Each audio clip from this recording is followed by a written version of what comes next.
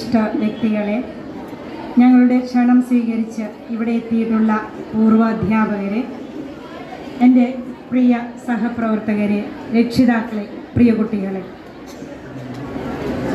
ഇവിടെ ഇപ്പോൾ നിൽക്കുമ്പോൾ എൻ്റെ മനസ്സിലേക്ക് വരുന്നത് ഒരു ബൈബിൾ വചനമാണ്. മനുഷ്യൻ പദ്ധതികൾ വിഭാവനം ചെയ്യുന്നു, എന്നാൽ അന്തിമമായ തീരുമാനം കർത്താവിൻ്റേതത്രേ.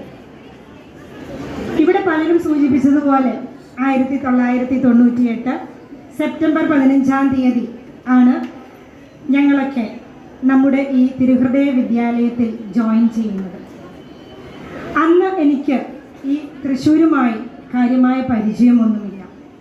തൃശ്ശൂരുമായി മാത്രമല്ല, ഇവിടെയുള്ള ആരുമായിട്ടും എനിക്ക് തീരെ പരിചയം ഉണ്ടായിരുന്നില്ല. ഇവിടെ സൂചിപ്പിച്ചതുപോലെ എൻ്റെ സ്വദേശം തൊടുപുഴയാണ്.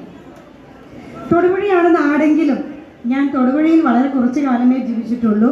കാരണം എൻ്റെ ഫാദർ സെൻട്രൽ ഗവൺമെൻറ് സർവീസിലായിരുന്നു. ഡാഡി ഫിഷറീസ് ഡിപ്പാർട്ട്മെൻറ്റിൽ ഡെപ്യൂട്ടി ഡയറക്ടറായിരുന്നു, മമ്മി ടീച്ചറായിരുന്നു. അപ്പോൾ സെൻട്രൽ ഗവൺമെൻറ് സർവീസ് ആയതുകൊണ്ട് once in 3 years ട്രാൻസ്ഫർ ഉണ്ടാവും. അത് പലപ്പോഴും ഔട്ട്സൈഡ് കേരളയുമായിരിക്കും. അപ്പോൾ എൻ്റെ ചെറുപ്പകാലം, നമ്മുടെ സിസ്റ്റർ ആൻലിൻ നേരത്തെ സൂചിപ്പിച്ചതുപോലെ ഒരു കിളിയുടെ കാര്യം സിസ്റ്റർ പറഞ്ഞു. അങ്ങനെ പല സ്ഥലത്തു കൂടി ഒരു ഓടി നടന്ന ഒരു കിളി തന്നെയായിരുന്നു ഞാൻ.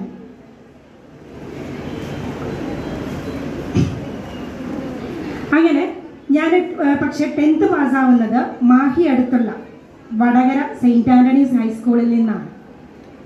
ഇവിടെ എവിടെ നിന്നായാലും നാട്ടിലേക്കുള്ള യാത്ര എപ്പോഴും തൃശ്ശൂർ വഴിയായിരിക്കും. അപ്പോൾ നമ്മുടെ റൗണ്ട് വഴി കടന്നു പോകുമ്പോൾ എൻ്റെ ഡാഡി പറയും, ഈ നമ്മുടെ തേക്കൻകാട് മൈതാനം ചൂണ്ടിക്കാണിച്ചിട്ട് പറയും, ഇവിടെയാണ് തൃശ്ശൂർ പൂരം നടക്കുന്നത് എന്ന്. ഇന്നത്തെ പോലെ ഭയങ്കര പ്രചാരമൊന്നും അല്ല അന്ന്, കാരണം അന്ന് TV ഒന്നും ഇല്ല എൻ്റെ ചെറുപ്പത്തിൽ. അപ്പോൾ നമ്മൾക്ക് ഈ പേപ്പറിൽ കണ്ടുള്ള കാര്യങ്ങൾ മാത്രമേ തൃശ്ശൂർ പൂരത്തെ പറ്റി അറിയുള്ളൂ, വലിയൊരു സംഭവമാണെന്ന് അറിയാം. അപ്പോൾ ഞാനിങ്ങനെ കൊള്ളാലോ, ഇവിടെയാണല്ലോ നടക്കുന്നത് എന്നൊക്കെ മനസ്സിൽ വിചാരിച്ചിട്ടുണ്ട്. പക്ഷേ സ്വപ്നത്തിൽ പോലും വിചാരിച്ചിട്ടില്ല എൻ്റെ ജീവിതത്തിൻ്റെ ഏറിയ പങ്കും ഞാൻ ഇനി ജീവിക്കാൻ പോകുന്നത് ഈ പൂരപ്പറമ്പിന് തൊട്ടടുത്തുള്ള ഈ സേക്രഡ് ഹാർട്ട് സ്കൂളിലായിരിക്കുന്നു. അപ്പോൾ നിങ്ങൾക്ക് ഒരുപക്ഷെ സംശയമുണ്ടാകാം, ഞാൻ എങ്ങനെ ഇവിടെ എത്തിപ്പെട്ടു എന്ന്. എല്ലാം ഈശ്വര നിശ്ചയം. എൻ്റെ ഹസ്ബൻഡും തൊടുപുഴ സ്വദേശിയാണെങ്കിലും അദ്ദേഹം ഇരിഞ്ഞാലക്കുട ക്രൈസ്റ്റ് കോളേജിലെ അധ്യാപകനായിരുന്നു. അങ്ങനെ കല്യാണം കഴിഞ്ഞിട്ട് ഞാൻ ഇരിഞ്ഞാലക്കുടയിലെത്തി. ഈ നമ്മുടെ ഇവിടെ +2 കിട്ടിയ സമയത്ത് അദ്ദേഹത്തിൻ്റെ ഒരു സുഹൃത്ത് ലക്ഷ്മി നാരായൺ സർ, അദ്ദേഹത്തിൻ്റെ വൈഫ് ഇവിടുത്തെ അന്നത്തെ ഡെപ്യൂട്ടി കളക്ടറാണ്.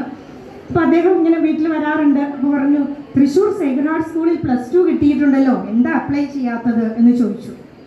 അപ്പോൾ ഇരിഞ്ഞാലക്കുടയിൽ നിന്ന് തൃശ്ശൂർക്ക് വളരെ ദൂരമുള്ളത് കൊണ്ട് ഞാൻ അങ്ങനെ മടി പിടിച്ചിരിക്കുകയായിരുന്നു. അപ്പോൾ ഹസ്ബൻഡ് പറഞ്ഞു, അപ്ലൈ ചെയ്യുക, നമുക്ക് നോക്കാം. അങ്ങനെ പറഞ്ഞ് ഞങ്ങൾ സ്കൂൾ എവിടെയാണെന്ന് അറിയില്ല, അന്വേഷിച്ച് കണ്ടുപിടിച്ച് നമ്മുടെ ഈ സ്കൂളിൻ്റെ ഹൈസ്കൂളിൻ്റെ ഓഫീസിലെത്തി. അന്ന് ഈ ബിൽഡിംഗ് ഒന്നും ഇല്ലല്ലോ, അപ്പോൾ എല്ലാവരും പറഞ്ഞ് നിങ്ങൾക്ക് മനസ്സിലായിട്ടുണ്ടാവും.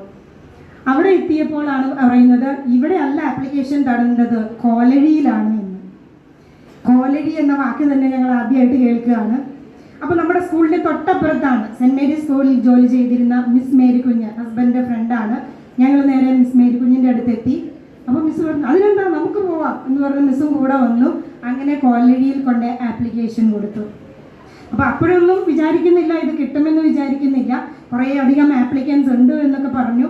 എന്തായാലും എനിവേ കടമ്പകളൊക്കെ കഴിഞ്ഞ് അവസാനം ഞാനിവിടെ അപ്പോയിൻറ്റഡ് ആയി. ഇവിടെ എത്തിയതിന് ശേഷം ഇതാണ് എൻ്റെ തൃശ്ശൂരിലെ ഫാമിലി. ഇവിടെയുള്ളവരാണ് എൻ്റെ തൃശ്ശൂരിലെ റിലേറ്റീവ്സ്, എൻ്റെ സഹപ്രവർത്തകർ. അത് ടീച്ചിങ് ആയാലും നോൺ ടീച്ചിങ് ആയാലും, സിസ്റ്റേഴ്സ് ആയാലും ടീച്ചേഴ്സ് ആയാലും, ഇപ്പോൾ ഇവിടെ വർക്ക് ചെയ്യുന്നവരായാലും, ഇവിടെ നിന്ന് ട്രാൻസ്ഫർ ആയി പോയവരായാലും, റിട്ടയർ ചെയ്തു പോയവരായാലും, എല്ലാവരും എനിക്ക് തന്ന സ്നേഹവും കരുതലും ഒരിക്കലും മറക്കാൻ സാധിക്കുകയില്ല. ഇനി ഞങ്ങൾ തമ്മിലുള്ള ബന്ധം, ഇവിടെ എല്ലാവരും സംസാരിച്ചപ്പോൾ നിങ്ങൾക്ക് മനസ്സിലായിട്ടുണ്ടാവും, ഞങ്ങൾ ടീച്ചേഴ്സ് തമ്മിൽ മാത്രമല്ല ബന്ധം, ഞങ്ങളുടെ ഫാമിലികൾ തമ്മിലാണ് ബന്ധമുള്ളത്. അത് ഞാൻ നേരിട്ട് അനുഭവിച്ചറിഞ്ഞതുമാണ്.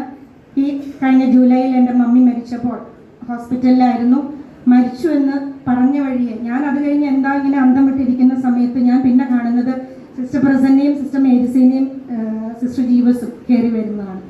തൊട്ടുപുറകെ നമ്മുടെ സിസ്റ്റർ ദീപ, ലേഖ അവരെല്ലാവരും കൂടെ എത്തി. ഇതിനൊന്നും ഇടയിൽ ടൈം ഗ്യാപ്പ് ഒന്നുമില്ല. പിന്നെ നോക്കുമ്പോൾ കാണുന്നത് ടീച്ചേഴ്സൊക്കെ അവരുടെ ഹസ്ബൻഡുമായിട്ട് വരുന്നതാണ്. അപ്പം അത് ഞാൻ അനുഭവിച്ചറിഞ്ഞിട്ടുള്ളതാണ്. ഇനി പഴയ